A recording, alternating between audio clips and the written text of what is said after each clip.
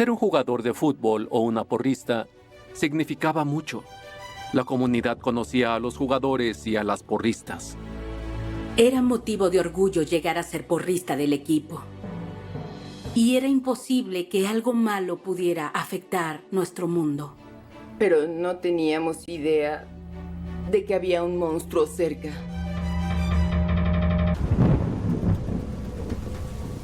Al revisar los materiales, vimos una foto de porristas. Muy pronto, todo quedó claro. Todo indica que elegía a sus víctimas por quien era la próxima en la foto.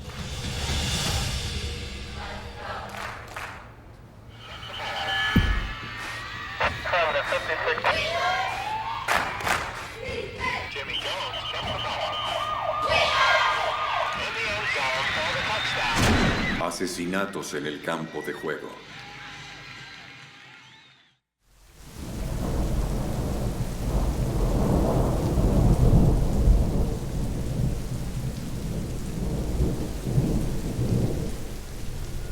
Era un día jueves, estaba lloviendo.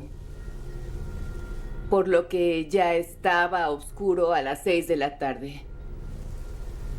Yo llegaba a casa del trabajo.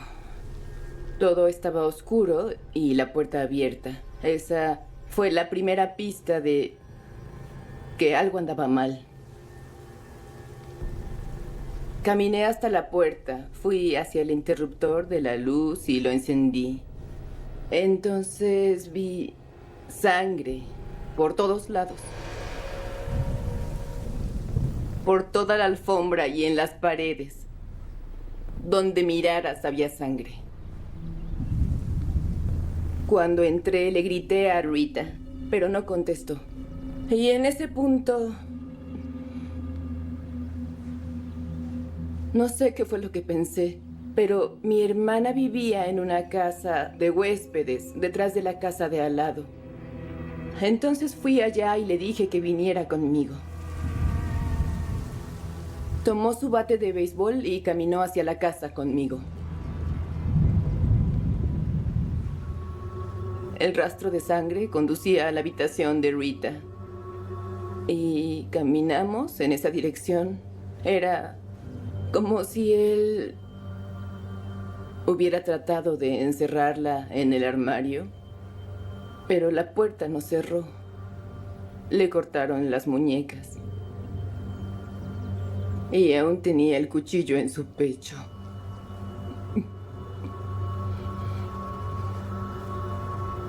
Recuerdo haber pensado, no puede estar muerta, tengo que ir por ayuda. No podía estar muerta, no podía.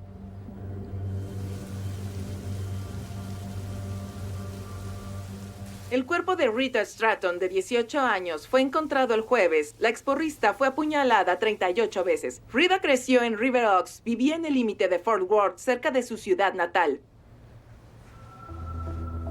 El 21 de enero de 1982, yo era el detective asignado a la División de Homicidios de la Policía de Fort Worth. La primera llamada que recibí fue poco después de las 6 de la tarde. Alguien le informó a un despachador de la policía que había encontrado un cadáver en River Oaks. Conduje hasta ahí, lo que llevaría unos 15 minutos desde el centro de Fort Worth. Cuando crucé la puerta de la casa, encontré una escena muy sangrienta, muy sangrienta. Observé donde se había producido el ataque, en el suelo del salón. Había salpicaduras de sangre en la pared. Mientras seguía el rastro de sangre por el pasillo hacia el dormitorio, pude ver las dos piernas que sobresalían desde el armario.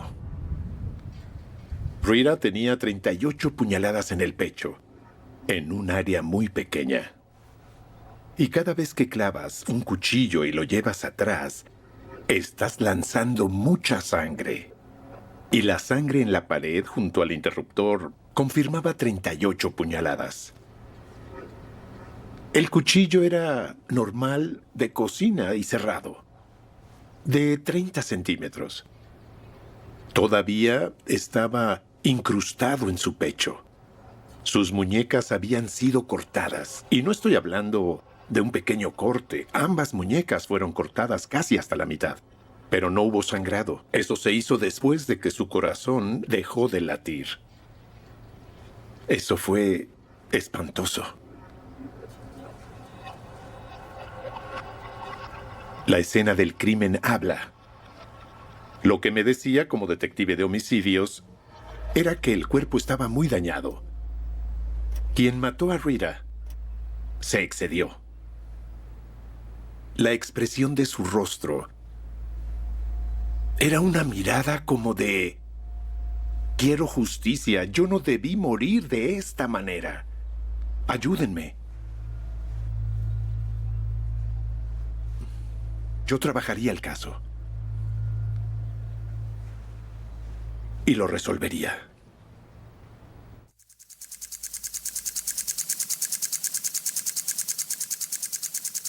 Crecí en River Oaks. Era una comunidad pequeña. Conocíamos a casi todos. Mi mamá era una estilista y mucha gente venía a su salón de belleza. No podía ir por la calle sin ver a alguien que conociéramos. Me sentía en un área muy pequeña, segura para crecer. La temporada de fútbol en la comunidad era importante. Se sentía una gran carga de energía. Toda la comunidad vendría y te sentías muy orgullosa de poderte poner el uniforme de porrista. Las luces se encendían por la noche y era cuando la comunidad venía y veía el juego. Estaba ahí para apoyar a los estudiantes. Las porristas animaban a los jugadores de fútbol. La vida en la preparatoria giraba en torno al fútbol. Corría sobre una bandera que estaba en el campo. Era algo asombroso. Uno se sentía empoderado. Es algo difícil de describir. Siendo un joven de 18 años, te sentías muy especial.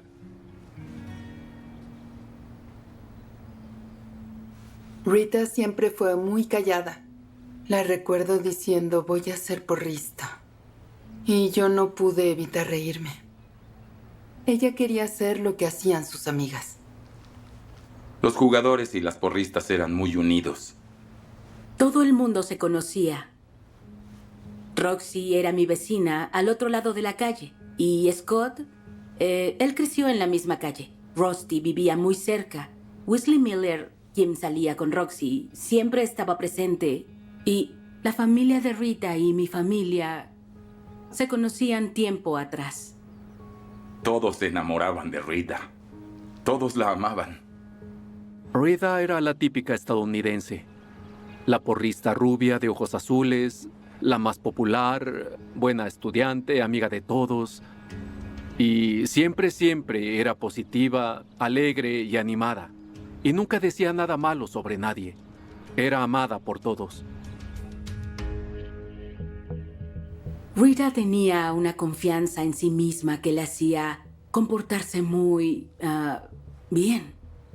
Y como tenía un novio mayor, Dale, eso la hacía aún más interesante. Ella era muy directa. No le importaba expresar su opinión o decirte qué pensaba o lo que sentía. Y era bueno. Eso estaba bien. Tal vez eso fue en gran parte lo que condujo a lo que ocurrió. Creo que peleó. Era combativa.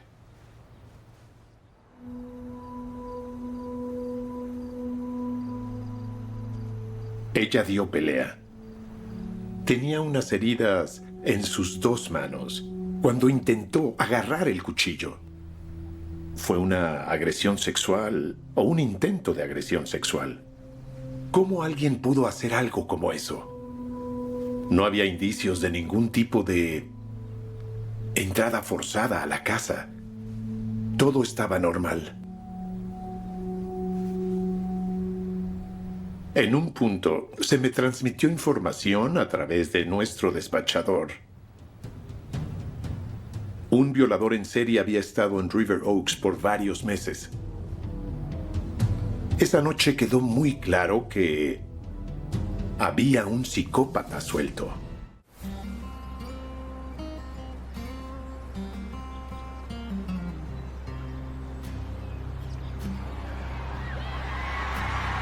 Yo era estudiante de penúltimo año en el 81. Fui porrista con Rita Stratton. Yo no era muy cercana a Rita porque vivía en Lake Worth y los demás en River Oaks. Solo estaba cerca de ella porque éramos porristas. Era muy divertida.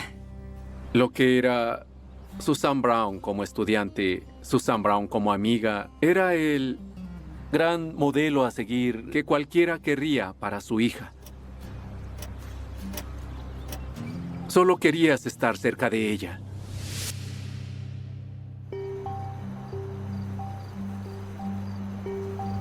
Esa noche teníamos un encuentro en Boswell, pero yo no tenía mi licencia de conducir y necesitaba que me llevaran. Mis padres salieron a cenar con unos amigos y mi amiga Roxy se suponía que vendría por mí. Era alrededor de las 7. Recibí una llamada. La voz de un hombre preguntó, ¿está el señor Brown? Y yo le dije, no, no está aquí. Luego oí un clic en el otro extremo y colgó. Después de eso, mi hermana llamó. Hablábamos por teléfono y escuché que se abría la puerta. Fui a asomarme por el pasillo.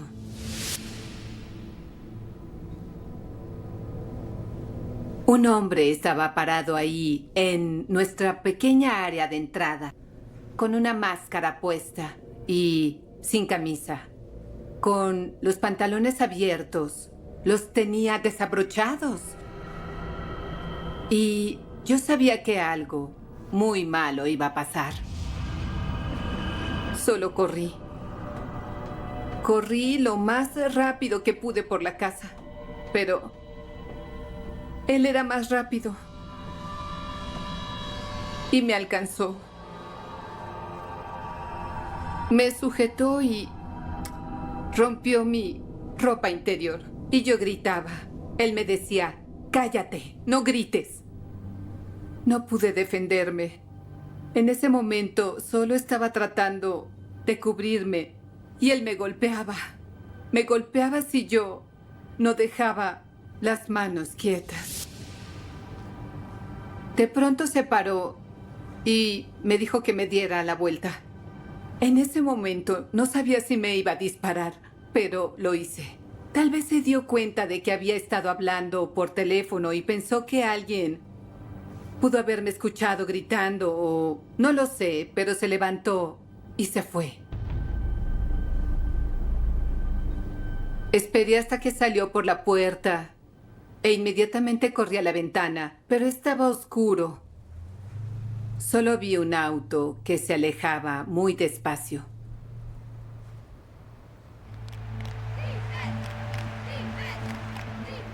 Para ese juego en particular, Roxy llegó tarde y Susan no se presentó. Estábamos enfadadas. Ellas sabían que debían estar ahí o no podríamos hacer las acrobacias. La policía apareció poco después. No me llevaron al hospital, no me revisaron. No hicieron lo que se hace en una violación. Y hasta el día de hoy es frustrante para mí que no lo hicieran. En fin, ese fue mi viernes por la noche. Y eso cambió mi vida para siempre. Estábamos molestas con Roxy por llegar tarde y no recoger a Susan. Y no fue hasta más tarde que supimos que Roxy nunca había ido a buscarla. Y luego Roxy nos hizo saber que ella y su novio Weasley habían tenido una discusión y por eso ella no fue a buscar a Susan. Nunca fue allá. no tenían ningún sentido. Días después la policía me llamó y dijeron, ¿reconocerías a quién te atacó? Había 6 hombres en fila y yo no sabía por qué la pantimedia estaba distorsionándole la cara. Y no podía elegir a una persona y decir que esa persona me violó. Sabía que probablemente tenía entre 18 y 24 años. Medía 1,80, complexión robusta. Y era todo. Mi padre supongo que recordó que un vendedor había venido a nuestra casa, creo que el día anterior.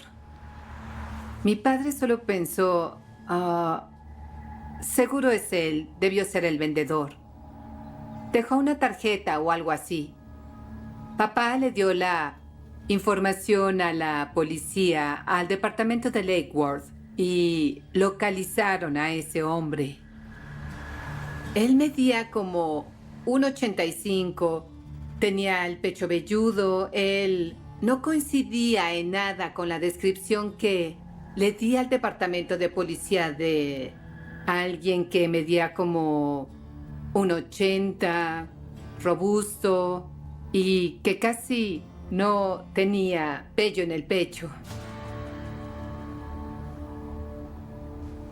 Fui a la escuela el lunes. Mis compañeras me decían, ¿cómo es que no estuviste ahí? ¿Qué pasó? Y recuerdo que yo dije, bueno, me pasó algo y no quise que nadie lo supiera. Todas nos sentíamos un poco molestas aún con Susan. Criticamos que ella no hubiera hecho lo posible y no entendimos por qué no llegó. Finalmente, nuestro patrocinador de porristas tuvo que decir, miren, le pasó algo malo, es lo único que les diré y tampoco le pregunten acerca de eso. Nos dijeron que alguien la había atacado, pero no nos dieron más información. Yo tenía 16 años. En esa época, hablando de una violación, aún se pensaba qué fue lo que hice para provocarlo. Yo solo no quería que nadie se enterara. Sé que suena terrible, pero me sentí muy avergonzada. Nosotras nunca hablamos de eso con Susan. Ella terminó sufriendo en silencio. Quiso mantenerlo en secreto. Y en cuanto a cómo lo manejamos, solo estábamos preocupados por dónde sería nuestra graduación. Honestamente, no nos sentimos amenazadas. Como River Oaks era un lugar seguro para vivir, nunca hubo conversación acerca de que deberíamos tener cuidado. La policía me dijo que normalmente es alguien que conoces. Queremos que vuelvas a la escuela, que mires alrededor, queremos que busques a alguien con quien hayas estado, y pensé, no conozco a nadie que pudiera hacer algo como eso.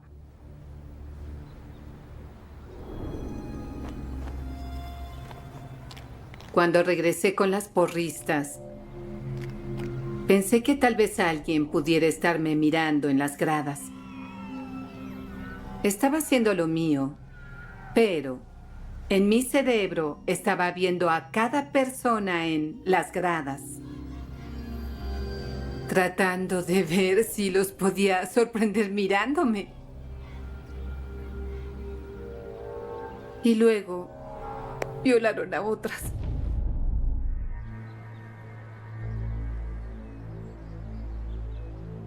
En septiembre empezó la temporada de fútbol. Aún no sabía quién me había violado. Algunos jugadores venían y me decían, ¿qué es lo que te está sucediendo? Supongo que no sonreía como solía hacerlo, pero yo no podía decirles. Luego supe de la siguiente. Al llegar el otoño, descubrimos que había otra víctima en un pueblo cercano, Saginaw, Texas. Esta joven también fue agredida sexualmente en su casa. Fue muy similar a algunos de los otros crímenes. Recibieron una llamada preguntando por alguien que no estaba en esa dirección. Era un patrón que había comenzado con el asalto sexual de una porrista en la secundaria Castleberry. Y había continuado y se había ido volviendo más audaz, más atrevido.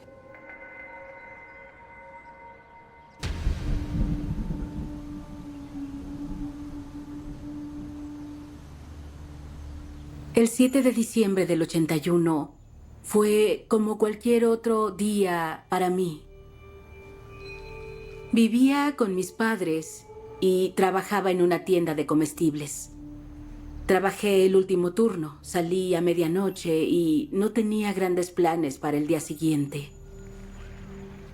Mi madre estaba en las últimas etapas de una enfermedad degenerativa. Estaba sentada en el estudio y no podía moverse de forma independiente. Tenía conciencia, pero no podía comunicarse bien. Yo dormía en la alcoba de atrás. Se abrió la puerta de mi dormitorio. Eso me despertó y, todavía soñolienta, pensé, ¿quién está en la puerta? Y me di cuenta que tenía una máscara. Todo lo que pude ver fueron los pantalones y la camiseta. Él se abalanzó sobre la cama y retiró las sábanas. Me estaba asfixiando. Y mis pensamientos pasaron a... Dios mío, ¿y mi madre? No sabía si había matado a mi madre. Dije, ¿dónde está mi madre? Y en voz muy baja dijo, no le haré daño si haces lo que yo te diga. Él mantuvo la cabeza agachada. Se bajó poco a poco los pantalones. Me penetró. Terminó y dijo, voltéate. Y yo, en ese momento, fue la primera vez que pensé que iba a morir. Pensé que me iba a matar. Y dijo, prometo que no te haré daño. Me di la vuelta, se vistió y salió corriendo. En cuanto pude escucharlo correr por el pasillo, me levanté y corrí también. Llegué ahí a tiempo para verlo pasar junto a mi mamá y ya se había quitado la máscara. Y noté que tenía el cabello un poco largo y oscuro. Los crímenes entre chicas. Lo que hace que este crimen sea único es que su madre estaba en la casa cuando ocurrió la agresión. Quien haya perpetrado este crimen conocía a la familia de Lisa y la condición de su madre. El hecho de que quien me había hecho eso pasara junto a mi madre sin temor a que ella pudiera reconocer quién era él, o seguirlo, o desafiarlo, fue muy inquietante. Le pregunté a mi mamá, ¿estás bien? Y ella dijo, ¿quién es él? Y en ese momento supe que no podía decirle lo que había ocurrido y le dije, solo era un amigo, está bien. Entonces corrí hasta el teléfono y llamé a una amiga. Le conté lo que había sucedido. Estaba llorando y ella dijo, no te duches. Voy a buscarte. Y dijo, tengo que llevarte al hospital. Aún recuerdo haber hablado con Lisa después de que la violaron. Hablamos un poco después y ella estaba histérica. Cuando me dijo que había sido atacada, me sorprendió y me entristecí. Era mi amiga. Y la verdad es que no pensé en Susan. Tal vez debía hacerlo, pero no vi la conexión en ese entonces. El 8 de diciembre, al día siguiente del ataque a Lisa Ticknor, la hermana de otra porrista fue agredida sexualmente en su casa. Cuando supe que la hermana de Roxy también fue violada, supe que tenía que ir allá a verla para que pudiéramos comparar. Resulta que lo de la camisa era similar, la complexión parecía similar, los pantalones también. Parecía que él era la misma persona. Lisa fue violada y luego la hermana de Roxy y sus casas estaban una frente a la otra. Todos estaban ya muy preocupados. El ambiente era intenso en River Oaks. Notabas que ellas no andaban solas. Iban con sus amigas siempre. Iban en grupos. Rita me llamó diciendo que habían sucedido algunos ataques en el área de River Oaks. Me sorprendió. Dije, ¿por qué no habíamos sabido de esto? Y dijo, no lo sé, yo acabo de saberlo por unos amigos. En diciembre del 81, Rita Stratton se mudó a la casa de su mejor amiga. Éramos cautelosas, cerrábamos la puerta con llave en la noche. Estábamos en guardia por si acaso. Pero no estábamos asustadas. Rita iba a casa de mis padres y lavaba su ropa ahí. Esa semana había ido a la casa y estaba recogiendo algunas cosas. Y cuando se iba, mi papá le dijo, ten cuidado, porque ese tipo que atacó a tus amigas aún anda por ahí. Hay gente mala rondando. Y ella le dijo, tendría que matarme. Para violarme, tendría que matarme. River Oaks puede ser el hogar de los campeones, pero también es el lugar de un rumor que está haciéndose cada vez más grande. El rumor es que un violador ha estado aterrorizando a la comunidad durante las últimas 3 semanas. La mayoría de las víctimas eran de River Oaks, Castleberry o las áreas circundantes. La mayoría eran porristas de secundaria. Pero los crímenes aumentaron en intensidad. Era más y más descarado y más audaz en los ataques. Pero por alguna razón, la policía no estaba reuniendo esos datos o no compartía con la comunidad lo que estaba haciendo. El jefe Schertz niega que su oficina quiera mantener a los residentes en la oscuridad, pero aún así dice que los rumores continúan. Tengo entendido que ayer una señora llamó a la comisaría y quería saber si había pasado algo porque iba al salón de belleza y necesitaba algo de qué hablar.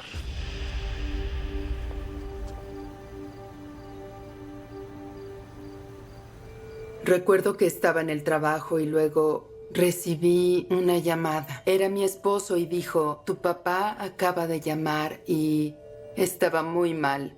Dijo que asesinaron a tu hermana. No me derrumbé, no empecé a llorar.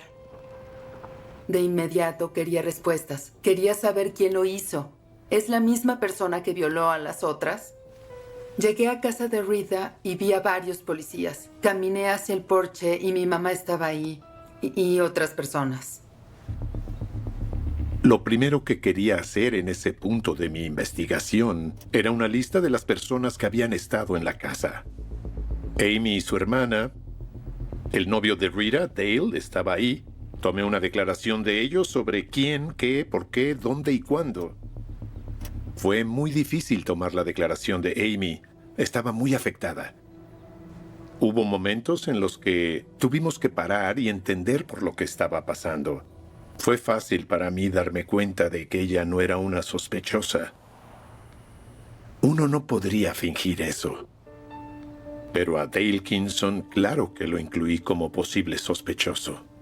Cuando empezaron su relación, Dale tenía 17 años y Rita apenas 13.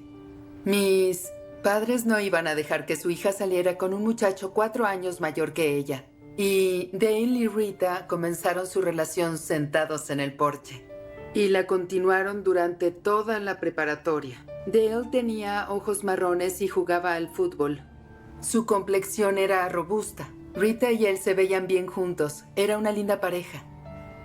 Pero hemos visto esos programas de crímenes en los que el primer sospechoso es el novio o el marido. Sé que mis padres querían a Dale como si fuera su hijo, pero aún así nunca sabes. Tal vez Rita y Dale tuvieron una pelea. no sabemos. Cuando entrevisté a Dale, él dijo que tenía una cita con Rita para cortarse el cabello a las 6:30 esa misma noche y que él salió de su trabajo a las 4. Fue a su casa y se cambió de ropa. Vivía en casa de sus padres. Había que recoger algo de ropa en una tintorería y él, supuestamente, fue por eso. Le pregunté a Dale, «Dale, ¿tienes un recibo?» Dijo, «Puedo conseguírselo». Lo trajo y luego su madre lo validó también. La única vez que estuvo lejos de sus padres fue cuando estuvo en la tintorería, que fue la hora de la violación y eso lo descartó. Esa misma noche, Dale y yo volvimos a la casa. Intentábamos asegurarnos de que la policía estaba haciendo lo que se suponía que debía hacer. Y en algún momento hubo una joven en la calle que llamó a Dale. Fui con Dale para encontrarnos con ella cerca de la calle y comenzaron a hablar. Y ella le dijo a Dale, pasé por aquí a las 5:30 o a las 6. Vi una camioneta roja estacionada en Skyline Drive y estaba lejos de la acera. Me pareció extraño. Entonces los miré y dije, ¿quién tiene una camioneta roja? Y ambos dijeron, el único que conocemos es Wesley Miller. La única vez que había oído ese nombre era porque Rita me lo dijo en relación con las violaciones anteriores.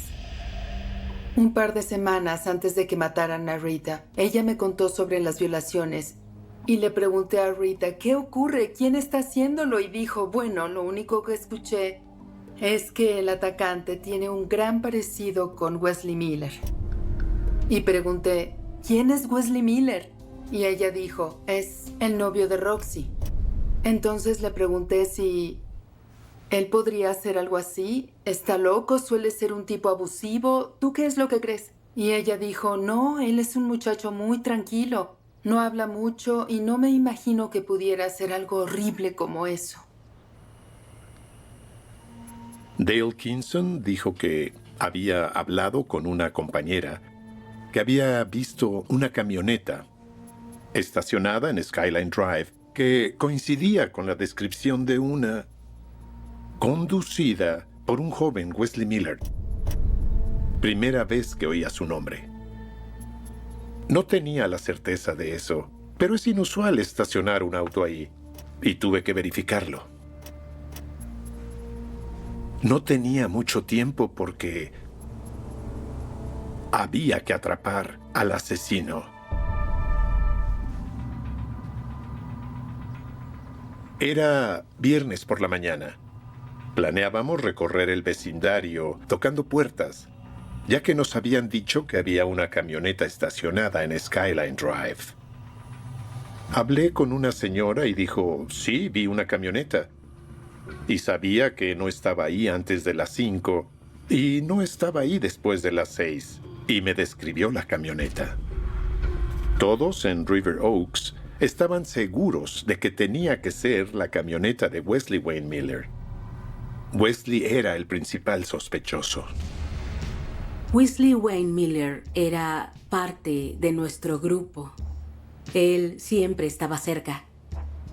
Él era el novio de Roxy. Jugaba fútbol, no había mucho más acerca de él que fuera trascendental o notable. En preparatoria, Wesley era un líder en su equipo de fútbol, admirado por sus compañeros. Era un año mayor que yo y solía seguir sus consejos. Al saber que era el principal sospechoso, nos fue difícil entender que hacía menos de un año había sido uno de nuestros compañeros. Rita era de nuestras porristas. Salíamos todos juntos, íbamos a cenar, nos visitábamos. ¿Cómo pudo haber sido uno de los nuestros? Como a las 9:30 de la noche, alguien llamó al departamento de policía de River Oaks y de forma anónima les contó que la novia de Wesley Miller le había lavado los pantalones ensangrentados aquella tarde del 21 de enero. La noche del asesinato de Rita era el cumpleaños de la novia de Wesley. Y cuando llegó tenía sangre en los pantalones y los zapatos.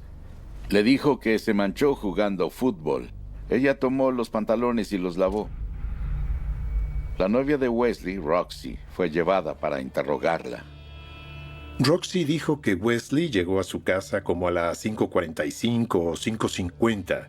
Ahora, sabemos cuándo llegó Rita del trabajo, sabemos cuándo Amy la encontró, sabemos cuándo apareció Wesley en la casa de Roxy, minutos después con los pantalones ensangrentados. Todo encaja perfectamente. Ahora, teníamos motivos para ver qué era lo que tenía que decir Wesley Miller. Se emitió una orden de arresto y como a las 3 de la mañana, Wesley Wayne Miller fue arrestado por la policía. El comportamiento de Wesley era indiferente y se le explicó por qué estaba siendo arrestado. No dijo nada. No mostraba ninguna emoción. Cuando lo entrevisté, me sorprendió porque levantó la vista y dijo, hablaré sobre eso. Y me preparé para tomar su declaración. Luego comenzó a contarme que había acordado verse con Rita y que había algo entre ellos. Algo pasó y se pelearon. Tomó un cuchillo y perdió la cabeza. Su historia de tener una aventura con ella era toda mentira. Solo la inventó. Era una pero él estaba admitiendo lo que había hecho. Lo impactante fue que pensó que estaba bien. Eso se me quedó grabado. ¿Cómo no muestras remordimiento a pocas horas de haberlo hecho? Eso asusta. Entonces le pregunté, Wesley, debo saber algo. ¿Por qué le cortaste las muñecas? No esperó ni un segundo y me respondió para asegurarme de que estaba muerta. Supe que estaba en esa habitación con un sociópata.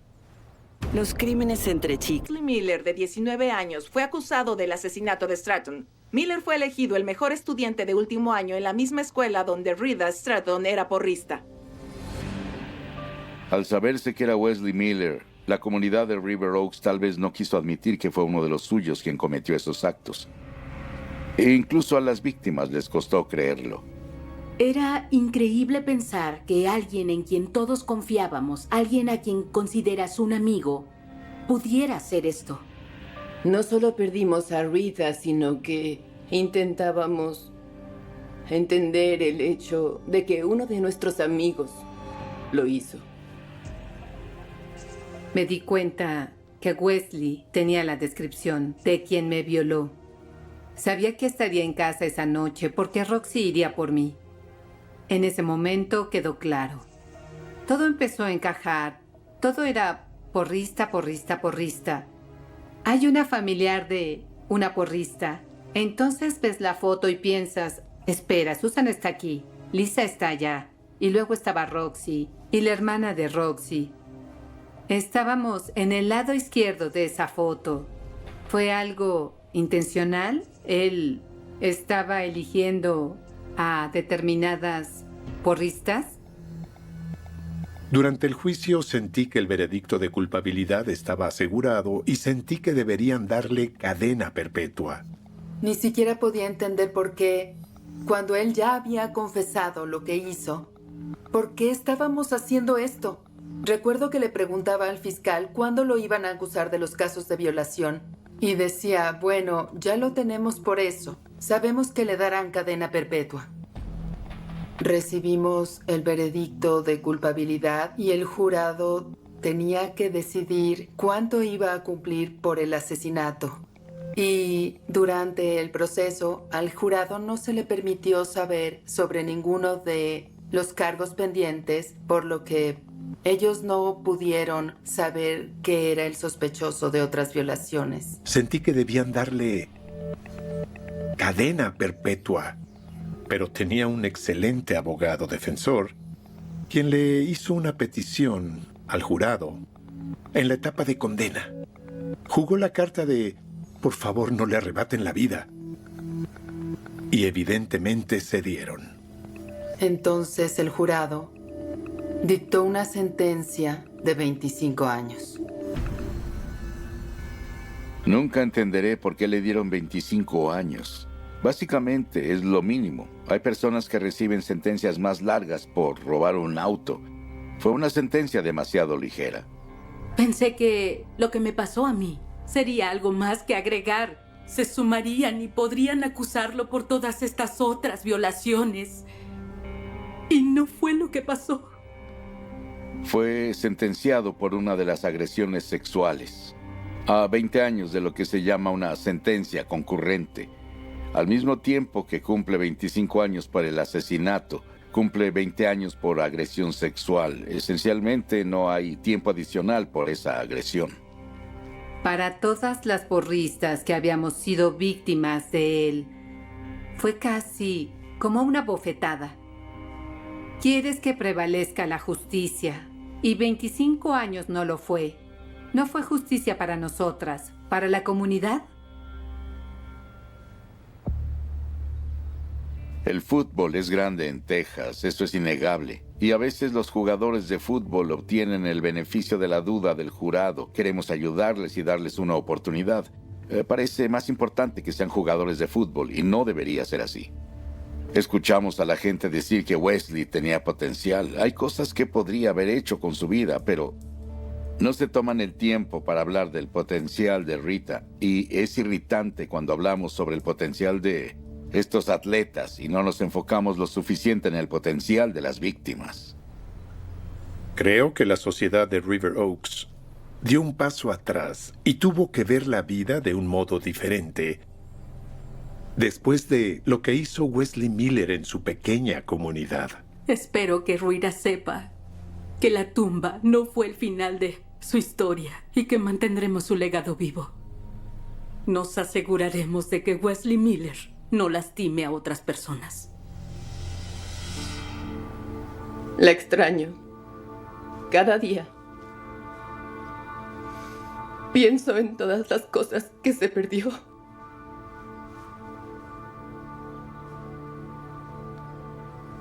Casarse, tener hijos. Demasiadas cosas. Pasaron 40 años, pero bien podría haber sido ayer.